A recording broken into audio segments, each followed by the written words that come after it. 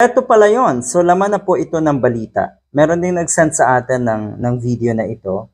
At yun nga, kitang-kita, kuhang-kuha ang pag-aresto nga dito sa isang INC minister. INC, Iglesia ni Cristo minister. Ito daw ay makikipagtagpo sa 12 years old na babae.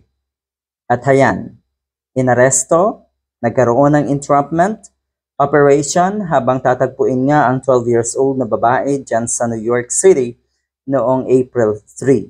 Sakto. Ang galing, no? So, eto, nakikita nyo.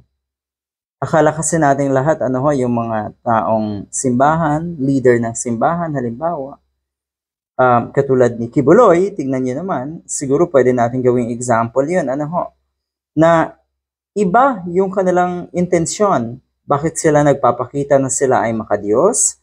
Sila ay leader ng isang simbahan? May masamang intensyon ang mga yan. May pansariling motibo ang mga yan. Magpayaman, okay? At syempre nga, magtamasa ng kaligayahan, makamundong kaligayahan. Ganyan na ganyan. Kaya pwede talaga nating sabihin na yung pattern na ganito, katulad ni Kibuloy, nako, marami pa dyan. Marami pa dyan na kuno ay church group. Pero kung titignan natin, ganito ang sistema rin nila. Okay? Para kahit papano or para kahit papano matamasa nila. Magtamasan sila ng kaligayahan, kasaganaan. Ganyan ang mga leader ng simbahan eh. Pero wag nating lahatin dahil kung tutuusin, mas kapanipaniwala pa rin ang mga leader ng simbahang Katoliko. Mas kapanipaniwala pa rin. Sa tingin ko, mas marami akong kilala na mas matitino pa rin na mga leader nga ng simbahang Katoliko.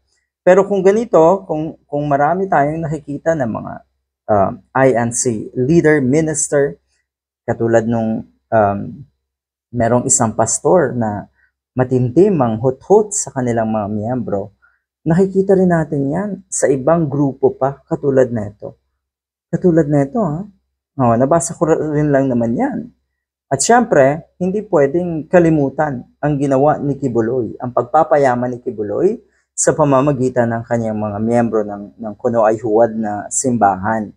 Ginamit ang mga miyembro para manlimos at para magkamal ng yaman etong nakakulong na si Kibuloy. Lahat ng yan may katapusan. Lahat ng yan ay dapat nilang pagbayaran. Totoo yan.